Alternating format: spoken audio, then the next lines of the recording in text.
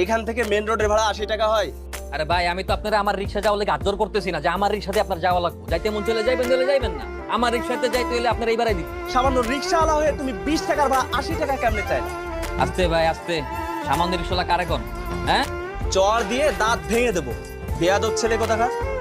এতই সোজা না? মানে রিক্সাওয়ালা দেখলেই পিড়াইতে মন চায়। রিক্সাওয়ালা পিড়াইতে হাত অনেক লম্বা হয়ে গেছে ভাই। আতামাগো আছে, স্বাস্থ্যের গায়ের তুলে দেখেন না, এই হাত লয়ে বাসায় যেতে পারবেন না। আরে তো ভারী বেয়াদব। আপনি চেনেন নাকি? না না, চিনি না ওকে। আর ছেলেটা বেয়াদব। আসলে দোষটা ওর না, দোষটা হচ্ছে ওর বাবার। ওর বাবা ওরে পড়াশোনা না শিখে বেয়াদব বানাইছে। না না, আপনি এরকম কেন ভাবতেছেন?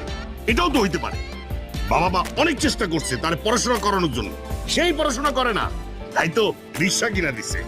তারপরেও আমি বলবো যে দোষটা ওর বাবার। ওর বাবা ওকে ঠিক মতো মানুষ করতে পারেনি। হ্যাঁ ভাই, ঠিকই বলছেন, সব দোষ আমার বাবার। আমি ফেল করছি বিধায় আমার বাবা আমাকে রিক্সা কিনে দিচ্ছে।